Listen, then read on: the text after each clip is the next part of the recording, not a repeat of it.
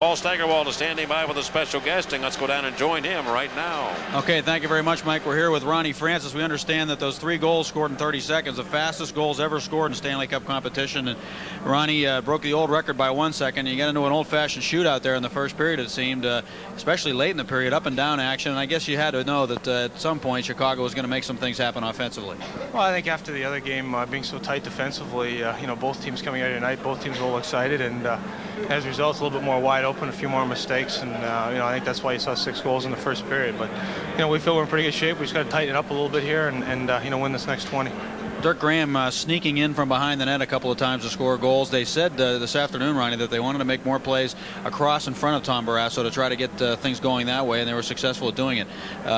What's been the key for their success, do you think, in the period?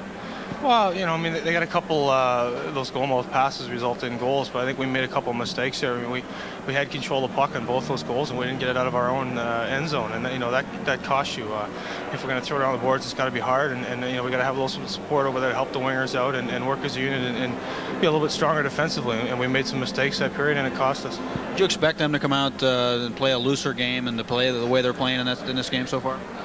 No, I don't think so. I mean, any club that gets as far is obviously a good hockey club, and the 3 games that leading up to tonight were all great hockey games, and we didn't expect them to roll over and die. I mean, they came this far; they're going to keep battling right to the end, and we're going to have to earn it. Ronnie, your penalty killing continues to really be strong, and I guess that's one thing you can come out of this period feeling pretty strong about too. Not only that, but the fact that you're tied, obviously. Well, I think it's crucial for us to get out of the first period. We knew we had to get out of either tied or ahead, and I think it's disappointing in the sense that we had the leads and gave them back. But all in all, we realized that it wasn't our best period, but we're still in a hockey game here. It's down to 40 minutes now, and we go from there. We just got to be a little stronger this 20. What about let's talk about the face-offs, because you've been going against Brent Sutter quite a bit in this series, and talk about why it's difficult for you to maybe beat him as often as you might beat other guys. Well, basically just because he's so good. I mean, he's one of the best in the league, and he's got a little bit of a different style. He really doesn't put his stick down on the ice a lot of times, so you have to adjust to that. But he's one of the best, and you go in there and do the things you can to be successful, and hopefully you beat him. And sometimes you do, sometimes you don't. But hopefully we're getting a little bit better at it. And when he's a right-handed too, that helps him, doesn't it? Well, it's a little bit of an adjustment for a left-handed centerman, because there's not too many, or I shouldn't say too many, there's not as many right-handed centermen in the league. So the right-handed center is normally used to going up against the left-handed center a lot, whereas the left-handed center might not see a right-handed center as much during the course of the season. What will you do adjustment-wise? Anything? Is there anything message that you guys will be sending to each other in the locker room? Well, I just think we got to play a little bit better. Our hold-ups weren't as good that period.